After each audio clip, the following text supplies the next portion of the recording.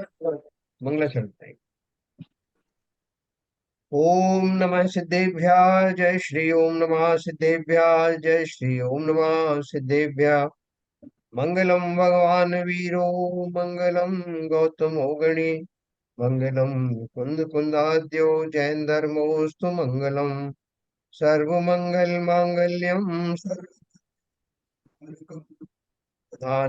सर्वधर्माणां जैनम जयतो शासिनम जैनम जयतु शासनम जैनम जयतु शासनम।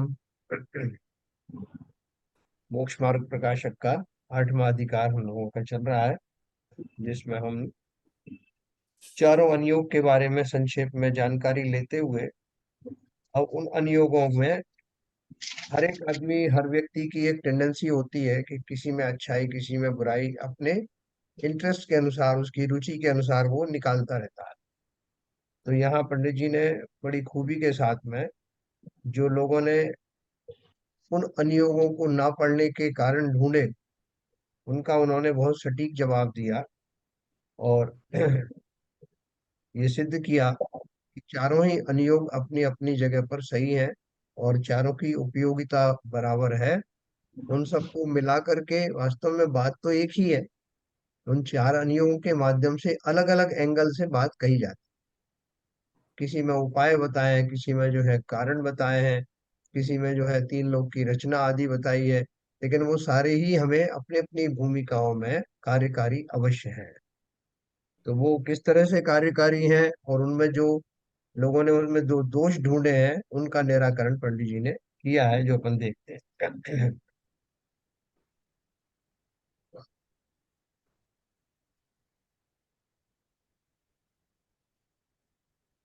देखिए, इन्होंने कल पूछा था कितने ही जीव कितने ही जीव कहते हैं कि द्रव्यानु योग रूप अध्यात्म उपदेश है, वह ही उत्कृष्ट है। सो उच्च दशा को प्राप्त हो उनको कार्यकारी है। निचली दशा वालों को व्रत संयम आदि का ही उपदेश देना योग्य है। देखो, एक बहुत बड़ी भ्रांति है ये बहुत बड़ी भ्रांति है। खास तौर से हम जो मुनि भक्त है ना, उनमें ये विशेष तौर से इस तरह की भ्रांति है। क्या भ्रांति है कि जो समय सार जैसे ग्रंथ आदि हैं जिसमें आत्मा की बात कही गई है, आत्मा रूपी माल परोसा गया है, वो है तो अच्छा, लेकिन हम अभी इस योग्य नहीं है। हम नीचे की भूमिका वाले हैं। ये तो ऊपर वाली भूमिका वाले जाने हैं, जिन्हें हम मुमुक्षु कह देते हैं, जिनको हम सोनगढ़ी कह देते हैं या कोई कुछ और कह देते हैं। उनके लिए है ये। अरे, उनके लिए नहीं है, हमारे लिए नहीं है। हम मुमुक्षु नहीं है क्या? हम आत्मा नहीं है क्या? नहीं नहीं साहब, वो सब उनके लिए ठीक है, हमारे लिए तो ये व्रत संयम आदि आप बता दो, बस वही सब कुछ है। तो व्रत संयम आदि बिल्कुल बता देंगे। पंडित जी क्या बोल रहे हैं कि व्रत संयम आदि जो है वो उनका स्वरूप सम्यक दर्शन से पहले तो व्रत कैसे हैं, बाल व्रत होते हैं। जो तप होते हैं वो बाल तप कहे जाते हैं। सम्यक दर्शन तुम्हें हुआ नहीं, तो अब वो व्रत नियम संयम लेकर के उनको भी ढंग से पाल नहीं पाओगे। तो इसलिए उन्होंने समझाया कि जो नियम है वो कैसा है। नियम क्या है?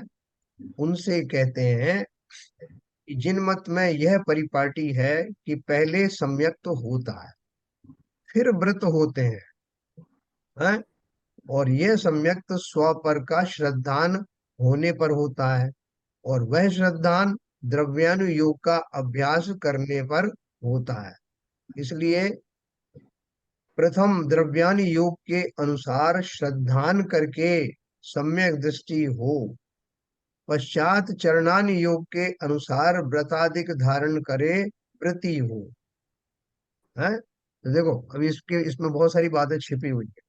पहली बात तो ये कहा उन्होंने कि जो व्रत नियम संयम, जो विधिवत व्रत नियम संयम है, जिनका वर्णन चरणानी योग में आता है, वो कोई मामूली बात नहीं है कि हर कोई पकड़ के बैठ गया एक साथ, 2 दिन का मेरा एक आसन है, 2 दिन का उपवास है, हो गया चरणानी योग।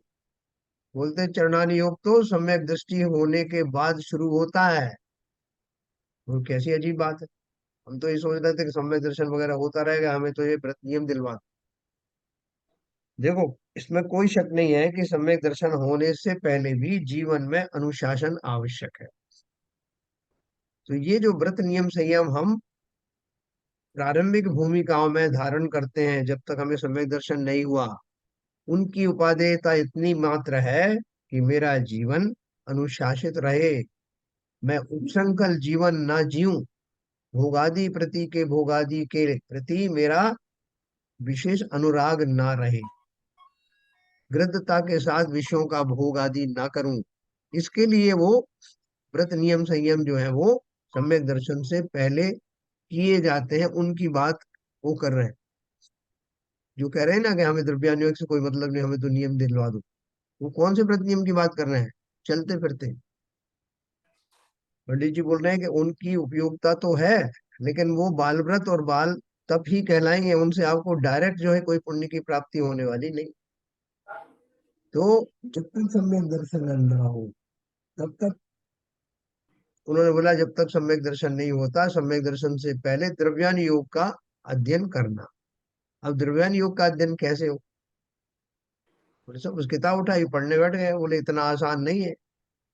जो आत्मा, जो समस्त प्रकार के चक्षु अचक्षु दर्शन से परे है, जो अनुभव से ही जाना जाता है, वो मात्र किताब पढ़ लेने से प्रकट नहीं हो सकता। इसलिए द्रव्यान योग का जो अभ्यास कहा, और आगे क्या कहा? द्रव्यान योग के अनुसार श्रद्धान करके सम्यक दृष्टि हो। और श्रद्धान कैसे हो जाए? तो श्रद्धा होने के लिए पहले उस योग्य जीवन में शिष्टाचार, मूलाचार, षट आवश्यक, इनका प्रवेश आवश्यक है। इसलिए हमारी भूमिका में जो हम व्रत नियम संयम धारण करेंगे, उसका खाली मकसद इतना ही है कि मैं जब द्रव्यान योग के शास्त्रों का अध्ययन करूं, मैं जब वेद विज्ञान आदि का पाठ दोहराऊं, तो मेरे ये विषय आदि बीच में बाधक ना बन जाए। उनको साधने के लिए जो मैं व्रत नियम संयम अभी धारण करूंगा, वो उस काम आएंगे, लेकिन वास्तव में वो व्रत नियम संयम है नहीं। वो तो आएंगे सम्यक दर्शन होने के पश्चात। ये हमें बहुत अच्छे से समझना होता सर है। एक इसलिए छोटा बोलिए, बोलिए सर। इसमें जो शुरू किया है उसमें लिखा है, हाँ, जिनमत में यह परिपाटी है। हाँ, परिपाटी का क्या मतलब? ये तो सैद्धांतिक बात है। हाँ, सिद्धांतिक बात ही है। सिद्धांत परिपाटी मतलब उसका, उनका कहने परिपाटी का अर्थ यही है हाँ, कि जो क्रम क्रम जो है वो ये है। परिपाटी का अर्थ यहाँ पर क्रम से है। क्रम अच्छा। क्या हो? नहीं, परिपाटी का तो मतलब ये है कि ये क्या कहते हैं, बस जो प्रथा चल चलन। गई। हाँ, हाँ, नहीं, यहाँ परिपाटी का अर्थ है वो जो इस क्रम से होता है। अच्छा अच्छा। पहले सम्यक तो होता है, अब फिर वो बात व्रत से, होते हैं। वो तो बस वही। सैद्धांतिक लॉजिक तो वही है। और परिपाटी जो शब्द यूज किया है वो क्रम के लिए किया गया। क्रम के लिए क्या? नहीं, आपका ठीक था, वैलिड क्वेश्चन था। इसलिए प्रथम द्रव्यान योग के, अभी आप बहुत अच्छे से समझ लेना कि इसलिए प्रारंभिक भूमिका में, आपने जैसे प्रारंभिक भूमिका में तो प्रथमान योग की कहानियां पढ़ी, और हमें एक जोश आया कि पहले के लोग कैसे करते थे। कितना दिन तक राज्य आदि किया, इतना भोगो भोग हो गए, और उसके बाद में अचानक उनको किसी कारण से वैराग्य हो गया, और सारा कुछ छोड़ करके दीक्षा ले लेते। जब वो कथाएं पढ़ते तो हमको भी बड़ा डोव आता है कि कितना आकर्षण होगा उस वैराग्य में, जो समस्त भोगों की तुलना में कहीं ज्यादा प्रबल है। उसको तुरंत प्रभाव से छोड़ करके भोग आदि को, और वो दीक्षित हो जाते हैं। हमें भी कई बार उसका बहुमान आता है। तो बोल रहे हैं कि वो जो दीक्षा लेते हैं वो तो प्रथमानी योग की कहानी तक सीमित रहा। अब जो दीक्षा है वो इतना आसान तो है नहीं। कहानी किस्सों में तो जो हुआ वो अल्टीमेट बता दिया। लेकिन हमारी भूमिकाओं में भी हमको अगर दीक्षित होना है, या उस आत्मा का अनुभव करना है, खोज करना है उस परम आनंद की, तो उसका एक क्रम है। प्रतिमानी योग पढ़ करके मैंने अपने अंदर रुचि उत्पन्न कर ली कि मुझे भी एक दिन ऐसा ही वैराग्यवान बनना है। उसके बाद मैंने ढूंढना शुरू किया कि ये जो वैराग्य हुआ, उनको किस चीज का वैराग्य हुआ, कौन ये व्यक्ति थे। वो तो राजा थे, हम उनके शरीर का, उनके भोग आदि की बात सोच लेते हैं, लेकिन उन्होंने क्या चिंतन किया होगा दीक्षित होने के बाद, और पहले क्या चिंतन चला होगा। जब हम इस गहराई में जाते हैं तो हमें अनजाने में ही द्रव्यान योग के साहित्य से परिचय होने लगता। और जब मैं उस द्रव्यान योग को पढ़ने बैठता हूँ, पढ़ते पढ़ते ही मैं अगर रुचिवान हुआ, उसमें आकंठ डूब जाता। आप स्वयं ये प्रयोग करना। अभी जब अपन समय सार शुरू करेंगे, पढ़ते पढ़ते आपको ऐसा लगेगा रात में, दिन में, सपने में भी, कि मुझे इसी मार्ग पर बढ़ना है। बहुत देर कर दी मैंने, कहाँ फंसा हुआ था मैं। अब तो कितनी पर्याय बची है। जल्दी से जल्दी पर्याय पूरी होने से पहले पंच परमागम पूरे कर लेना, क्योंकि ये तो ऐसा टॉनिक है कि एक बार आपको लग गया चस्का इसका, तो छूटेगा नहीं। और हम भी यही चाहते हैं कि इसके संस्कार निरंतर बने रहें। सात आठ भाव जितने बचे होंगे, उनके अंदर अंदर हमारा वैराग्य का पैमाना छलकने लगे। तो इसलिए पंडित जी ने हमको, देखो कितने हमारे उपकारी है। पंडित जी ने बहुत सिलसिलेवार बताया, क्रम से बताया, और कारण सहित बताया कि यही क्रम क्यों। तो क्या बताया? पहले सम्यक तो होता। तो हम जो अभी व्रत आदि धारण करते हैं, या बहुत सारे जो है महिला और पुरुष जो है आजकल जो प्रतिमाएं धारण करते हैं, वो प्रतिमाएं वास्तविक प्रतिमा तो नहीं है, लेकिन अगर वो ढंग से की जाए तो सम्यक प्राप्त करने में सहायक जरूर हो सकती, प्रोवाइडेड कि उसका सही स्वरूप जान करके हम उसका पालन करें। सम्यक दर्शन, अब हम उसमें बहाने नहीं ढूंढे कि सम्यक दर्शन तो हुआ नहीं है, हमने दर्शन प्रतिमा का स्वरूप मान लिया कि जिनेन्द्र देव की प्रतिमा के दर्शन हो गए तो दर्शन हो गया, दर्शन प्रतिमा हो गई। ऐसा गलत उसका वो मत निकाल। ये बात अवश्य है कि उसके माध्यम से किए जाने वाले व्रत उपवास भी कुछ ना कुछ फल जरूर देते हैं। और हमें फल क्या चाहिए? उनके माध्यम से मैं द्रव्यान योग का अभ्यासी बन पाऊं, मुझे वो आत्मा का अभ्यास होने लगे, जीवन में अनुशासन आ जाए। इस भाव से मैं उन व्रत नियम को अगर पालन करता हूं तो कोई दिक्कत नहीं। लेकिन मैं अगर खुद ही गुमराह हो जाऊं, भ्रमित हो जाऊं कि यही वास्तविक प्रतिमा है, तो असली प्रतिमा का स्वरूप ही मैं सब कभी समझूंगा नहीं, उनको ही मान बैठूंगा। तो देखो, बहुत बढ़िया हमको एक रास्ता मिला। व्रतवानियों की कहानी सब आप लोगों ने पढ़ी हुई है, नहीं पढ़े तो पढ़ लेना, क्योंकि वो बहुत आपके काम आएंगे। कभी कभी आगे बताएंगे पंडित जी कब काम आएंगे। और दूसरा, जो वास्तविक चरणान योग के अनुसार महाव्रत, अनुव्रत, महाव्रत, गुप्ती, समिति, 13 प्रकार का चारित्र, ये सब जो बताया है, वो सब सम्यक प्राप्त होने के बाद में जीवन में आता है। इसलिए येन केन प्रकारेण, अब वो एक जो ग्रुप विशेष है, वो यही कहता है। क्या कहता है? भैया बाकी सब अनुयोग छोड़ो, इसी में लगे रहो। वो किसी अपेक्षा से बोलते हैं। ये बात अलग है कि वो सारे अनुयोगों को बराबर मानने वाले होना चाहिए, अनेक द्रव्यानुयोग पकड़ के बैठना नहीं। लेकिन वो इसी भाव से करते हैं। उसमें कुछ लोग भटक जाते हैं, लेकिन भाव वहाँ क्या है? मुख्य रूप से द्रव्यान योग की भूमिका शुरू में भी है और बाद में भी है। लेकिन उसको प्राप्त करने के लिए जो साधन है, उन साधन को बराबर उपयोग करना। प्रारंभिक भूमिका में सम्यक दर्शन की प्राप्ति के लिए किए जाने वाले वो व्रत, संयम आदि उनकी भूमिका साधन के रूप में है, प्रारंभिक साधन के। लेकिन उसके बाद में जब वो कह रहे हैं कि आपने सम्यक दर्शन प्राप्त कर लिया, उसके बाद चरणानी योग में उतरो, तो अब जो नियम संयम आदि धारण होंगे, वो किस चीज का साधन बनेंगे? वो बनेंगे उच्च कोटि के तपस्चरण के, महाव्रतों का अखंड पालन करने में, वास्तविक प्रतिमाओं का धारण करने में, और एक दिन श्रेणी आरोहण कर लेने में। वो ऊपर की भूमिका वाले हैं वो चरणानी योग के। और फिर वो चरणानी योग का वो साधन फर्दर द्रव्यान योग के ऊपर घटित होगा। यही मैं आपको बहुत अच्छे से समझाऊंगा, बीच बीच में भी समझाऊंगा, क्योंकि ये बहुत रुचि का विषय है आपके लिए भी, मेरे लिए। आगे क्या बोल रहे हैं? इसलिए प्रथम द्रव्यान योग के अनुसार श्रद्धान करके सम्यक दृष्टि हो, पश्चात चरणान योग के अनुसार व्रतादिक धारण करके वृत्ति हो, वास्तव वृत्ति।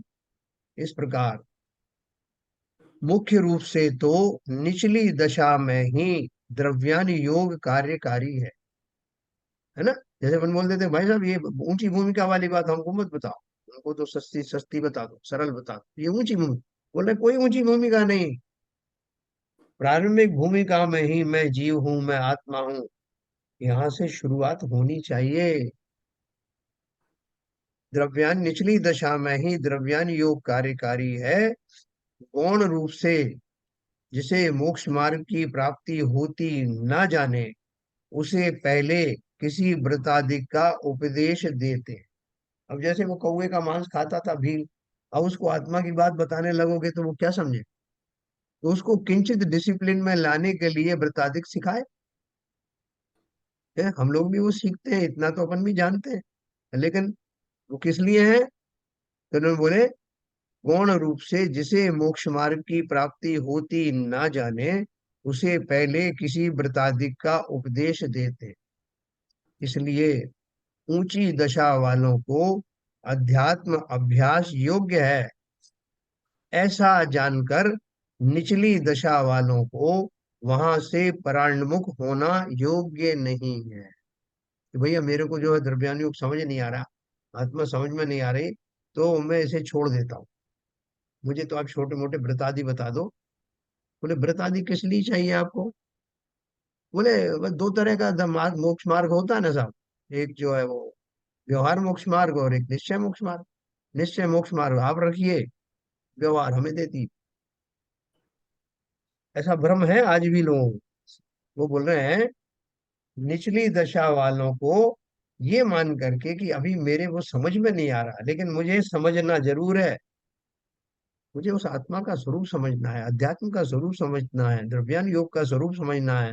मुझे अभी जब तक समझ में नहीं आ रहा है तब तक मैं अपना जो परिणाम है उनको विशुद्ध रखने के लिए किंचित व्रत उपवास नियम संयम का पालन करूं, शिष्टाचार का पालन करूं, मैनर्स ध्यान रखूं, क्योंकि बिना मैनर्स के सम्यक दर्शन होता नहीं, द्रव्यान योग भी समझ में आता नहीं। मैं क्रोध आदि के भाव रखूं, तीव्र कषाय के भाव रखूं, हर किसी से झगड़ा करूं, हर किसी की आलोचना करूं, 7 जन्म में भी मुझे सम्यक दर्शन प्राप्त नहीं हो। उसके लिए आंतरिक शिष्टाचार, बाह्य शिष्टाचार, और मुझे संसार में क्या प्राप्त करना है, सबसे विनय जब तक नहीं होगी, सम्यक दर्शन तो बहुत दूर की बात है, सम्यक सन्मुख मिथ्या दृष्टि भी नहीं होने वाले। तो इसलिए बोल रहे हैं कि अगर हमारे अभी समझ में नहीं भी आ रहा है, तब भी इस भाव से व्रत नियम संयम धारण करना, इस भूमिका में कि मुझे किंचित वो डिसिप्लिन जीवन में आ जाए, जिससे मैं द्रव्यान योग के शास्त्र समझने योग्य बुद्धि उत्पन्न कर सकूं। आप देखो हमारे यहाँ कितने सारे लोग हैं जिन्होंने बड़े बड़े द्रव्यान योग के ग्रंथ खरीद लिए, कर्णान योग के ग्रंथ घर में ले आए, कि कहीं कहीं शिविर लगे तो वहां उनको भी लोभ आया कि बड़े बड़े ग्रंथ अपन ले चल, लेकिन पढ़ने का साहस आज तक नहीं हुआ। पढ़ने बैठते तो नींद आने लगती, समझ में नहीं आता तो छोड़ दी बहुत सारे लोग। उसका कारण क्या है।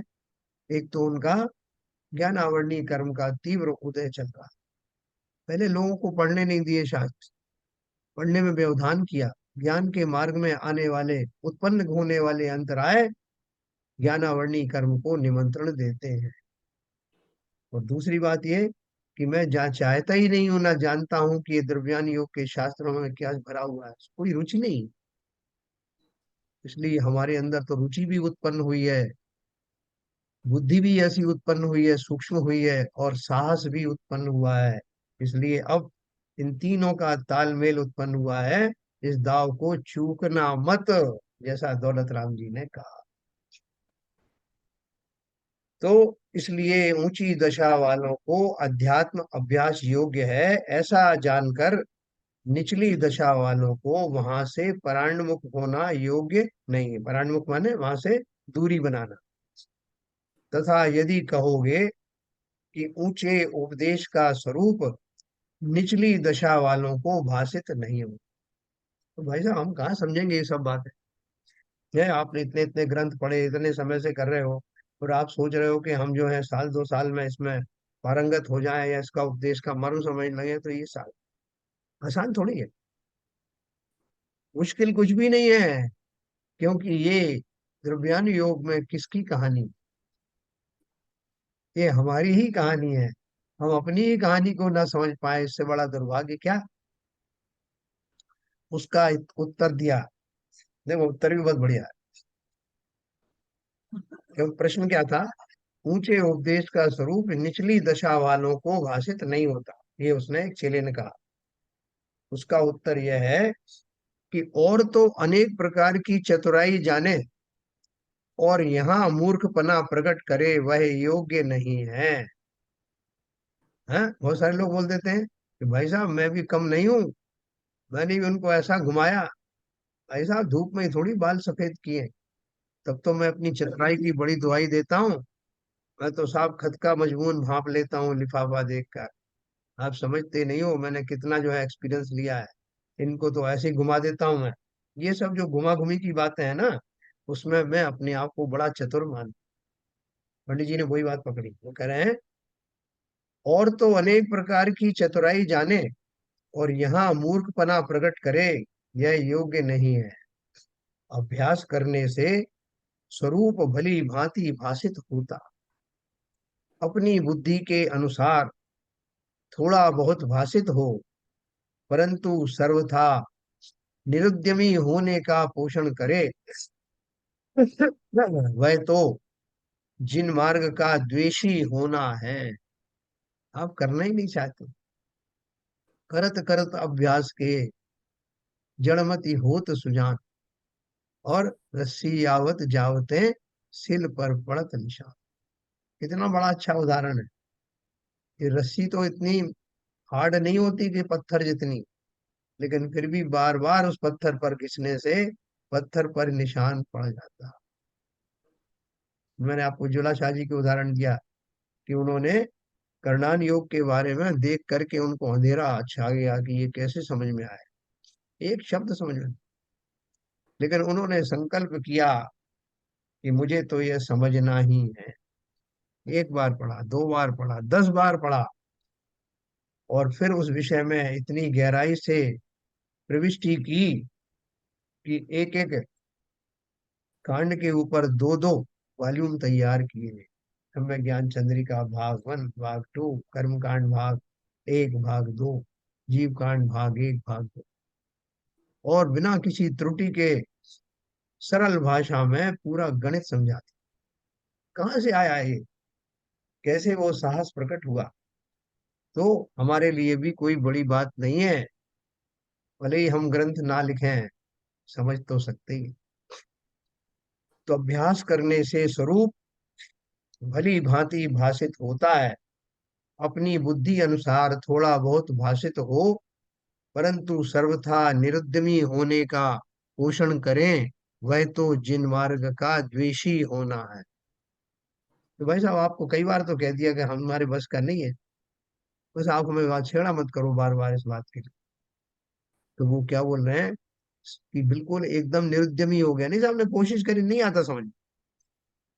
इतना तीव्रता से मना करना, इस भाव से मना करना, ये सिद्ध करता है कि मुझे जिन मार्ग से ही द्वेष है। ये तो मैं कोशिश करूंगा, अभी आ रहा है कुछ कुछ समझ में आ, और मुझे करना ही है। तथा यदि कहोगे कि यह काल निकृष्ट है, बहुत सारे लोग काल की दुहाई देते हैं ना, इसलिए उत्कृष्ट अध्यात्म उपदेश की मुख्यता नहीं करना। बोले आप भी क्या लेके बैठ गए साहब, ये समय सार द्रव्यान योग ये वो सब लेके बैठ गए हो। आपको पता है कि एक तो ये काल पंचम काल चल रहा है, और ये इतना आप ऊंचा उपदेश दे रहे हो, इसलिए थोड़ा बात को समझो, काल को पहचानो, हम लोगों की शक्ति को पहचानो, इसलिए थोड़ा सा नीचे नीचे की बात करो। तथा क्या काल निकृष्ट है, इसलिए उत्कृष्ट अध्यात्म उपदेश की मुख्यता नहीं करना। तो उनसे कहते हैं यह काल तो साक्षात मोक्ष न होने की अपेक्षा से निकृष्ट है। आत्मानुभवनादिक द्वारा सम्यक्तादिक होना इस काल में मना नहीं है।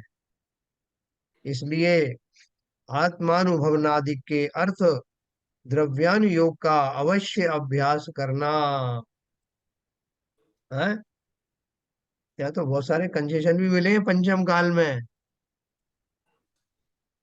छठे काल से नीचे, छठे नरक से नीचे जाते नहीं। अगर ऊपर भी 12वें स्वर्ग से ऊपर अगर सीलिंग है, तो नीचे की भी तो सीलिंग है ना। और थोड़ा सा करोगे बहुत लाभ मिलेगा, ये सब पंचम काल में ही मिलता है। तो इसलिए बोल रहे हैं, खाली एक मोक्ष ही तो नहीं जा पाओगे डायरेक्ट। डायरेक्ट फ्लाइट नहीं है, वो इतना ही है। लेकिन इनडायरेक्ट फ्लाइट तो आज भी बुकिंग जारी है। इसलिए आत्मानुभव करने से कोई रोक नहीं सकता, सम्यक दर्शन प्राप्त करने से भी कोई रोक नहीं सकता।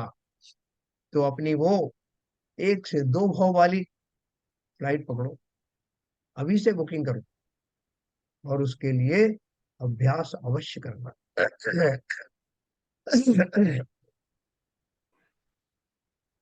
वही छठ पाहुड़ में, यानी मोक्ष पाहुड़ में कहा है। छठ छठ पाहुड़ ग्रंथ लिखा है ना उन्होंने, कुंदाचार्य ने। उसमें से जो मोक्ष पाहुड़ है, उसमें क्या कहा है गाथा। समय मिला तो अपन ये सब कुछ पढ़ने वाले हैं। अज भी तिरियण शुद्धा, अप्पा झाउण जंती सुर लोए, लोयंती देवतम तथ चुआ निबुद्धिम जंती। अर्थ है इसका, आज भी त्रिरत्न से, यानी 3 रत्न है ना, हमें दर्शन ज्ञान चारित्र, आज भी त्रिरत्न से शुद्ध जीव आत्मा को ध्याकर स्वर्ग लोक को प्राप्त होते हैं। वह लोकांतिक में देवपना प्राप्त करते हैं। एक भवावतारी होते हैं ना, पंचम स्वर्ग का जो लोकांतिक देव हैं, वो एक भाव प्राप्त हो धारी हो जाते। तो सिर्फ भगवान के दीक्षा कल्याणक में ही आते हैं। वहां से च्युत होकर मोक्ष जाते हैं।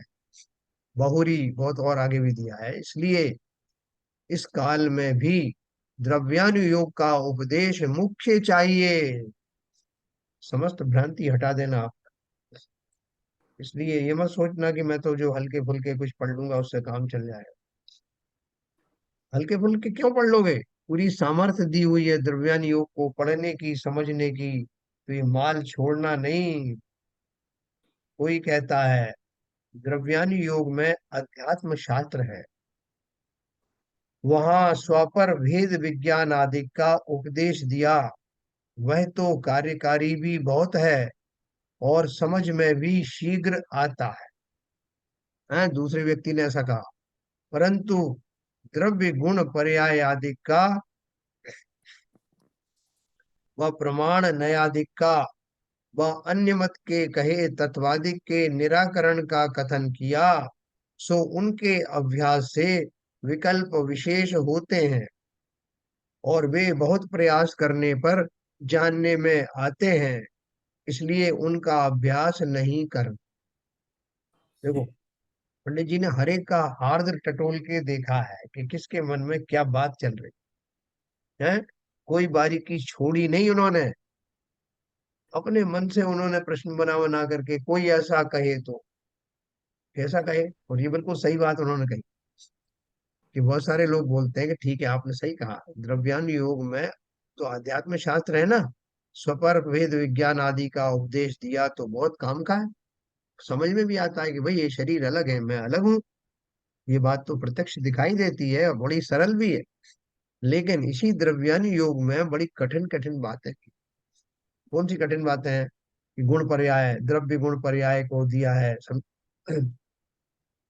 प्रमाण नय की बात करी है।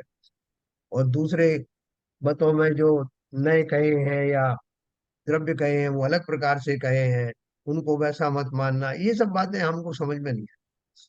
इसलिए हमको तो इतना ही मात्र समझना है। तो वो कह रहे हैं कि पंडित जी बोल रहे हैं कि वो समझना क्यों जरूरी है, वो हम आपको बताते हैं।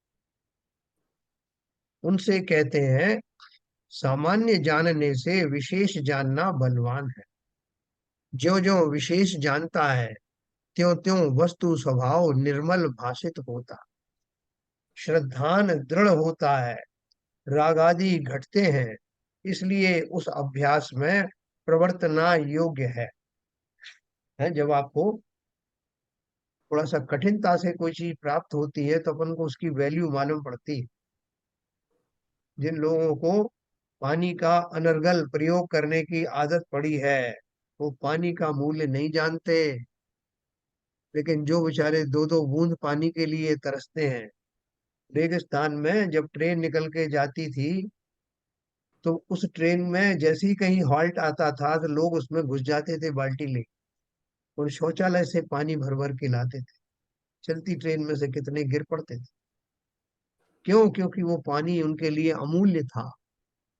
उस कठिनाई से प्राप्त होने वाले उस जल की एक एक बूंद का प्रयोग घी के सदृश करते थे। इतनी कठिनाई से प्राप्त होता था, इसलिए उसकी कीमत मानते।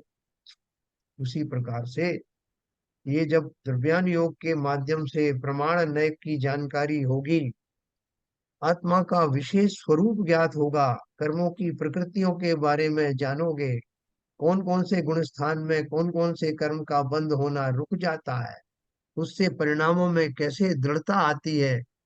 जब इनकी बारीकियां जानोगे, अर्थात विशेष रूप से जानोगे, आनंद से मन भर जाए और आत्मा का जो कीमत है समझ में आएगी कि ये द्रव्य गुण पर्याय के माध्यम से मैंने अपने द्रव्य को ही तो जाना, अपने आत्मा रूपी द्रव्य को ही तो जाना। उसको सब तरह से मैंने पूर्ण रूप से जानने का जो आनंद मुझे मिलेगा, वो अविस्मरणीय रहेगा, चिरकाल तक रहेगा, बार बार आनंद की प्राप्ति देने वाला। इस प्रकार चारों अनुयोगों में दोष कल्पना करके अभ्यास से परान्मुख होना योग्य नहीं है। देखो, सारे द्वादशांग की जो रचना हुई है वो बहुत साइंटिफिक हुई है। पहला आचारांग बखानो, पहला नंबर का जो अंग है द्वादशांग में, वो आचारांग बताया। उसमें कितने पद हैं, कितने अक्षर हैं, कितनी मात्रा हैं, कितने सूत्र हैं, वो सब उनकी संख्या बताते ही हम दंग रह जाते। फिर ऊपर से चरणान योग और ये सब के जो बनाए हुए हैं, ये सब वॉल्यूम्स जो है वो अकारण नहीं है, और उनका क्रम भी बहुत सार्थक है। तो इसमें पूरी श्रद्धा रखना, द्वादशांग वाणी में परम श्रद्धा रख। खाली उनका अर्घ चढ़ा देने से काम नहीं चलेगा, साहब जिनवाणी का अर्घ छूट गया, आज जिनवाणी के पूजन नहीं करी, एक बार सरस्वती पूजन कर ले, जरूर करो, लेकिन उसकी महिमा भी समझो। विनय से सर झुका रहेगा अगर जिनवाणी की महिमा समझ में आ गई जीवन में तो। अब देखो क्या बोल रहे हैं, ये चारों अनुयोग के बारे में बताया पंडित जी ने। अब बता रहे हैं कि अब आप बोलोगे कि ये सब तो ठीक है, लेकिन व्याकरण न्याय शास्त्रों की, यानी लॉजिक्स वाले जो शास्त्र हैं, उनकी क्या उपयोगिता है? पंडित जी बोले सभी की उपयोगिता है भैया, आप समझ लो, आपको नहीं पता है तो। तथा व्याकरण न्यायाधिक शास्त्र है, उनका भी थोड़ा बहुत अभ्यास करना क्योंकि उनके ज्ञान बिना बड़े शास्त्रों का अर्थ भाषित नहीं होता, तथा वस्तु का स्वरूप भी इनकी पद्धति जानने पर जैसा भाषित होता है, वैसा भाषादिक द्वारा भाषित नहीं होता। इसलिए परंपरा कार्यकारी जानकर इनका भी अभ्यास करना। अलाप पद्धति है, उसमें नयों के बारे में बहुत विस्तार से बताया है। आपको एक बार पढ़ने पर कुछ आपको रिटेन रहेगा, जितना रिटेन रहेगा वही आपके लिए काफी है। जैसे हम कई बार कहते हैं ना कि साहब हमने वो फला फला चीज तो रसमलाई फलानी जगह खाई थी साहब, उसका स्वाद अभी तक है। पान वहां खाया था साहब, उसका अभी तक स्वाद। उसी तरह से इन गूढ़ ग्रंथों को पढ़ने के बाद जितना भी आपको मेमोरी में रहेगा, वो मेमोरी भी बहुत सुखद होगी। जैसा मैंने अलाप पद्धति पढ़ी थी, उसमें बहुत सारे उसके बारे में, नयों के बारे में हुआ था साहब, बहुत अच्छा लगा था। ये जो आपका जो अनुभूति है, वो बार बार उन विषयों को सरल करने में काम आएगी। व्याकरण आपने पढ़ा है तो आप खुद ही टोक सकते हो। अभी जैसे इन्होंने सीबी जन साहब ने कहा कि ये जो परिपाटी शब्द आया उसका क्या अर्थ है, अगर नहीं जानते तो जो बोला वो पढ़ते चले जाते। लेकिन उनमें विशेष ध्यान देने से हमको शब्दों से परिचय होता है, उनका एक सार्थकता पता लगती है कि इन शब्दों का ही प्रयोग क्यों किया गया। व्याकरण में दिए आने वाले जो शब्द हैं उनसे भी बहुत सारी क्लैरिटी आती है और युक्तियां सीखने को मिलती है। अगर ऐसा होता, जैसे हमारे बोलते हैं कि जैन धर्म में बोला गया कि संसार को किसी ने बनाया नहीं, दूसरे मतों में बताया कि ईश्वर ने इसको बनाया, विष्णु भगवान ने बनाया। तो लोग बोलते हैं कि ये ब्रह्मा ने, विष्णु ने, जिसने भी बनाया तो उसको किसने बनाया। जब सृष्टि नहीं बनी थी तब ब्रह्मा जी थे या नहीं थे, और थे तो क्या कर रहे थे। जब सृष्टि नहीं थी तो वो क्या करते थे, और जब वो थे उत्पन्न तो कहीं से हुए होंगे ना, उससे पहले क्या था। इसकी खोज करते करते आप चले जाओगे तो मालूम पड़ेगा कि आपको ये कहना पड़ेगा नहीं साहब ब्रह्मा जी को तो किसी ने नहीं बनाया, वो तो शुरू से ही है। तो जब शुरू से उनकी कल्पना कर सकते हो तो समस्त सृष्टि की कल्पना इसी तरह क्यों नहीं कर सकते कि सृष्टि तो प्रारंभ से ऐसी ही है। ऐसे युक्ति वाले जो वचन हैं वो युक्तियां न्याय शास्त्रों में दी हुई, जिनसे आप खुद समझ जाएंगे कि ये जो सिस्टम है वो कैसे बना होगा, कब से होगा, अनादि निधन क्यों कहा। ये सब युक्तियां समझने से हम स्वयं ही अपने से प्रश्न करेंगे और उनका समाधान भी स्वयं ही खोज लेंगे। इसलिए उन्होंने बोला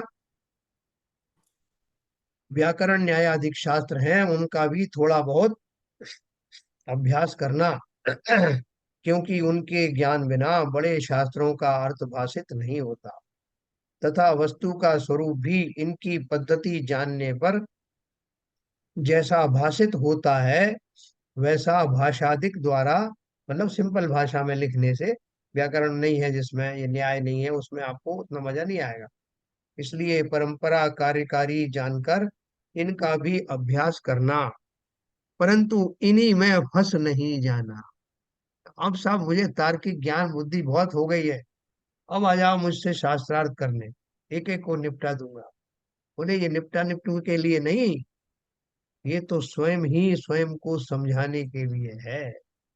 एक बार समझ में आ गया तो बस फिर तो विश्वास करना, युक्ति से आलम्बन के द्वारा, है ना, युक्ति का महाग्रंथों का अध्ययन स्वाध्याय, युक्ति का अवलंबन और विवेक पूर्वक किए जाने वाला चिंतन, यही तो सूत्र है।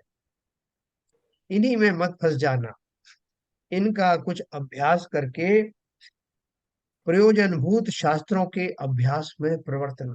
एक बार मेरे को विश्वास हो गया कि जिनेन्द्र देव के ये वचन मैंने ऐसी परीक्षा करके युक्ति द्वारा सोचा तो सही लगे, बस विश्वास हो गया। अब मैं धड़ाधड़ उन प्रयोजनभूत शास्त्रों का अभ्यास करूंगा, तथा वैद्यक आदि जो शास्त्र हैं उनसे मोक्ष मार्ग में कुछ प्रयोजन ही नहीं है।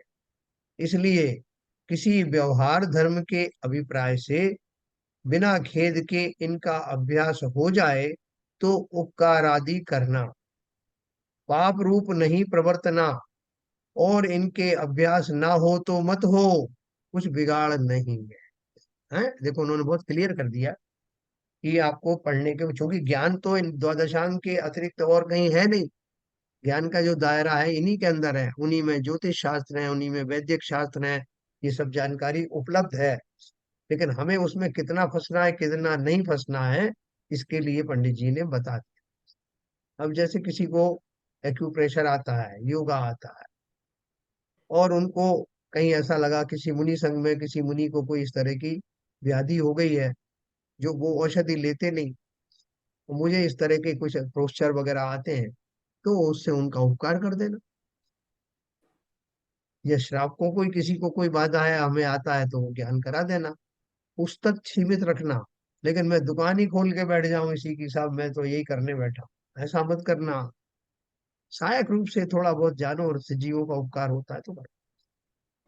इस प्रकार जिन मत के शास्त्र निर्दोष जानकर उनका उपदेश मानना। चारों ही अनुयोग निर्दोष हैं, उनमें दोष निकालने का प्रयास मत कर।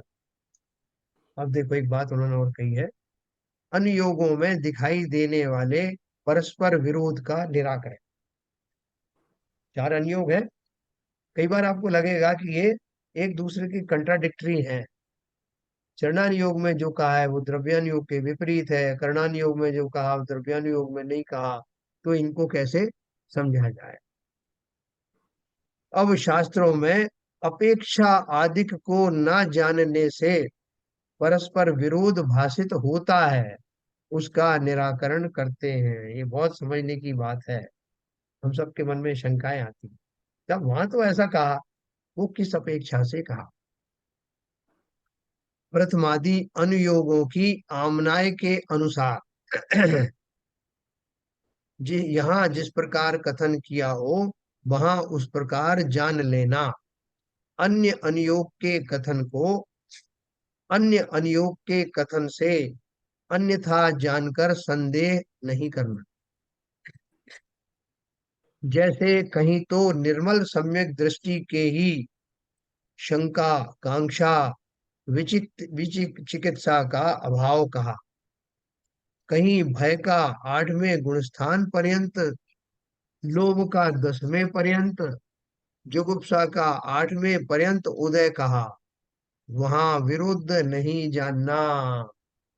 क्या आपने बोला चतुर्थ गुण स्थान में ही सम्यक दृष्टि को शंका, आकांक्षा, विचिकित्सा आदि नहीं होती, और यहाँ आप बोल रहे हो कि 8वें गुण स्थान तक भय रूपी नो कषाय का सद्भाव रहता है, लोभ कषाय का 10वें गुण स्थान तक रहता है, जुगुप्सा का 8वें गुण स्थान कर रहता है।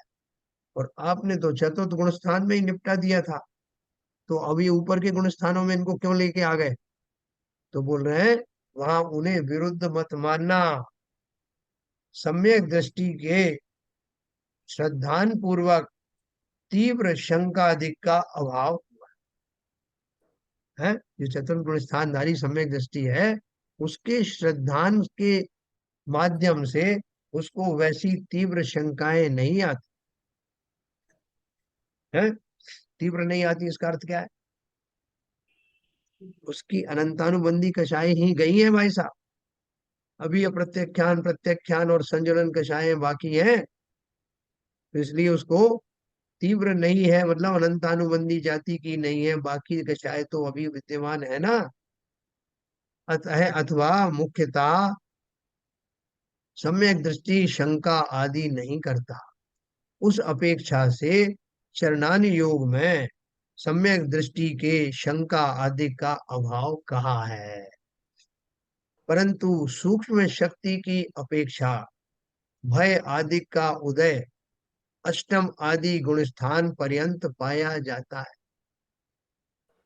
इसलिए कर्णान योग में वहां तक उनका सद्भाव कहा है। इसी प्रकार अन्यत्र जानना।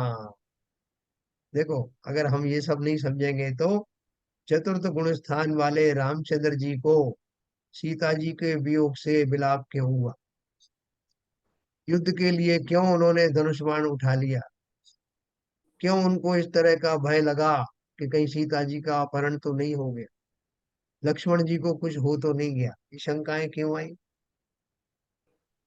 क्योंकि अभी भी ऊपर की कषाय तो विद्यमान ही है, अनंतानुबंधी गई है, श्रद्धा उस लेवल की हुई है, लेकिन अभी भी सूक्ष्म कषाएं विद्यमान है। इसलिए चरणान योग में जो कहा वो उसका भाव समझना, तीव्रता की अपेक्षा से कहा, अनंतानुबंधी की अपेक्षा से कहा।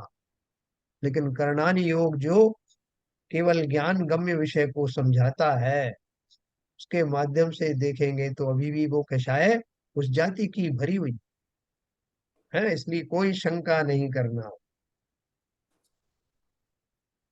वहां जैसे ये कहा था ना कि सम्यक दृष्टि के भोग भी निर्जरा के कारण है, उनका मंतव्य समझना कि उस काल में भी, भोगादि के काल में भी वो जीव उनके प्रति इतना अनुरागी नहीं होता, इतना गृद्धता नहीं रखता, उनको हे मानता है, इसलिए उसके परिणाम की अपेक्षा, चिंतन की अपेक्षा से निर्जरा होती रहती।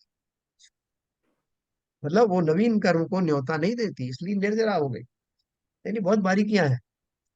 पहले अनुयोगों के उपदेश विधान में कई उदाहरण कहे हैं, वह जानना अथवा अपनी बुद्धि से समझ लेना। तथा एक ही अनुयोग में विवक्षावश अनेक रूप कथन करते हैं। जैसा कर्णानी योग का ही जो विषय चल रहा था, ऐसा भी नहीं कोई दूसरा विषय चल रहा है, उसमें ही अलग अलग ढंग से बता रहे हैं। कभी ऐसा कह रहे हैं, कभी वैसा कह रहे हैं। तो उसका क्या रहस्य है? जैसे करनान योग में प्रमादों का सातवें गुण स्थान में अभाव कहा। सातवें गुण स्थान में अप्रमत्त गुण स्थान प्रकट होता है, तो प्रमाद सातवें गुण स्थान में उसका अभाव कहा। वहां कषाय आदि प्रमाद के भेद भी कहे, तथा वहीं कषाय आदि का सद्भाव 10वें आदि गुण स्थान पर्यंत कहा। ना, अप्रमत्त गुण स्थान है, तो वहां पर प्रमाद तो चला गया। तो प्रमाद के जब भेद पढ़ेंगे तो प्रमाद के जो 15 भेद कहे हैं, उसमें कषाय है कि नहीं? तो कषाय हैं, तो कषाय तो 7वें और 10वें गुण स्थान तक चलती है, और आपने 7वें भी निपटा दिया था वहां। तो ये क्या बारीकी है? और 7वें गुण स्थान में ऐसा अभिप्राय दूर हुआ है, क्या बोल रहे हैं? क्योंकि यहाँ प्रमादों में तो जिन शुभ अशुभ भावों के अभिप्राय से कषायादिक होते हैं, उनका ग्रहण है। और 7वें गुण स्थान में ऐसा अभिप्राय दूर हुआ है, इसलिए उनका वहां अभाव कहा। 6वें गुण स्थान कौन सा गुण स्थान है? शुभ, है ना? शुभ भावों वाला गुण स्थान है, शुभोपयोग वाला गुण स्थान है। तो वहां पर शुद्धोपयोग प्रारंभ नहीं हुआ। इसलिए वहां पर शुभाशुभ भावों का या प्रमादिक भावों का अभाव हुआ नहीं। लेकिन 7वें गुण स्थान में आते ही श्रद्धान बदल जाता है। उस श्रद्धान में प्रमाद आदि के माध्यम से होने वाले कषाय आदि हे हैं, ऐसा श्रद्धान प्रकट हुआ। शुभ भावों का भी हेता प्रकट हुई, इसलिए सप्तम गुण स्थान वाले को अप्रमत्त उस अपेक्षा से कहा। लेकिन सूक्ष्म भावों की अपेक्षा अभी वो उनके भावों में विद्यमान है, श्रद्धान की अपेक्षा से चले गए, लेकिन सत्ता अपेक्षा से हैं। सूक्ष्मादिक भावों की अपेक्षा उन्हीं का 10वें आदि गुण स्थान पर्यंत सद्भाव कहा। ये जब अपन पढ़ेंगे ना, गोमटसार आदि ग्रंथ जब पढ़ेंगे, तो ये जैसे जैसे सूक्ष्मता समझ में आएगी, हम गदगद हो जाएंगे। ये मोटा मोटा जो है वो बात एक अलग है, बारीक बातें ये हैं, उनको जानने से विशेष लाभ होगा। तथा वे एक ही अनुयोग की ये बातें हैं, जिसमें 7वां गुण स्थान की बात भी कही, 10वें गुण स्थान की भी कही, लेकिन वहां किस अपेक्षा से कही, ये समझना जरूरी है। बस मैं अभी एक दो लाइन और पढ़ूंगा। तथा चरणान योग में चोरी, परस्त्री आदि सप्त व्यसन का त्याग पहली प्रतिमा में कहा है, तथा वहीं उनका त्याग दूसरी प्रतिमा में कहा। वहां विरुद्ध नहीं जानना, क्योंकि सप्त व्यसन में तो चोरी आदि कार्य ऐसे ग्रहण किए हैं जिनसे दंडाधिक पाता है, इनका स्थूल रूप में बताया। लोक में अति निंदा होती है, तथा व्रतों में ऐसे चोरी आदि त्याग करने योग्य कहे हैं कि जो गृहस्थ धर्म से विरुद्ध होते हैं, वह किंचित लोक निंद होते हैं, ऐसा अर्थ जानना। इसी प्रकार अन्यत्र जानना। पहली प्रतिमा में क्या कहा कि भैया ऐसी चोरी मत करना जिससे राजा से दंड मिले, है? अंदर में तुम्हारे भाव चल रहे हो, उनको नहीं रोका।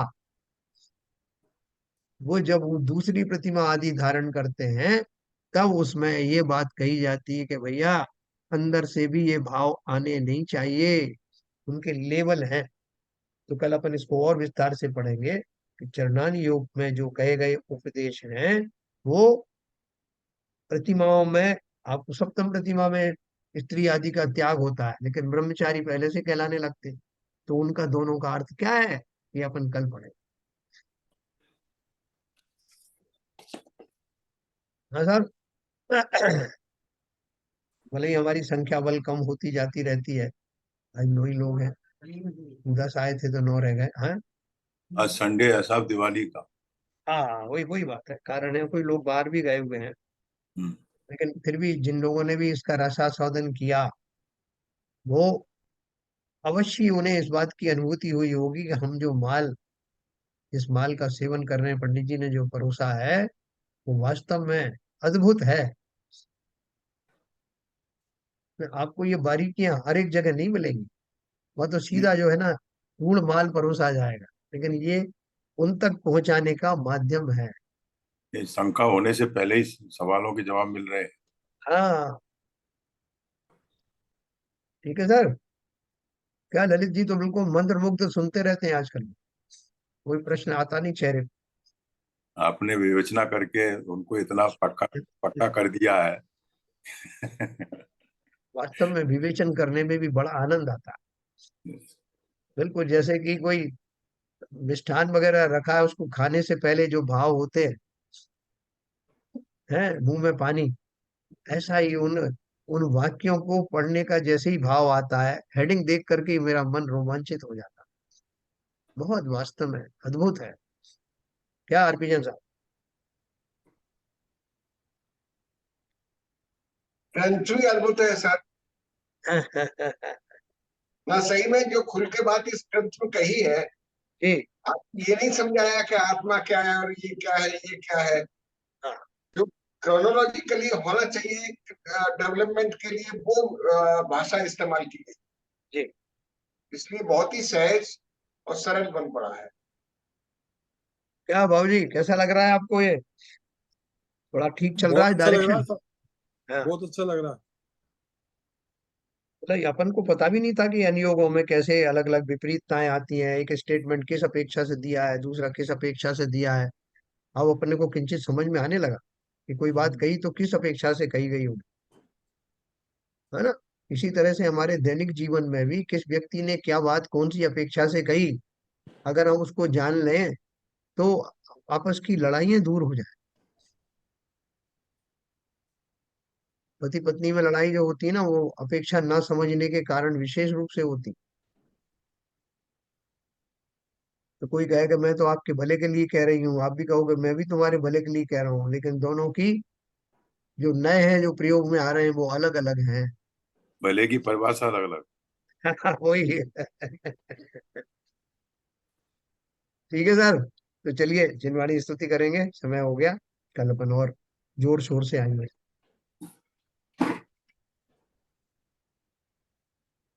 नाश वेको ज्ञान के प्रकाश वेको आपा परभास वेको भानु शिव खानी है। क्षमा द्रव्य जान वेको बंध वेदी भान वेको स्वपर पिछान वेको परम प्रमाणी है। अनुभव बताए वेको जीव के जताए वेको काहू न सताए वेको भव्य और हानि है। जहाँ तहाँ तार वेको पार के उतार वेको सुख विस्तार वेको यही जिन वाणी है। हे जिनवाणी भारती तो है जपू दिन रैन, जो तेरी शरणा गए सो पावे सुख चैन।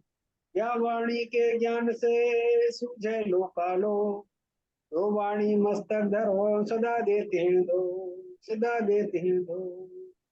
जिनवाणी माता की जय।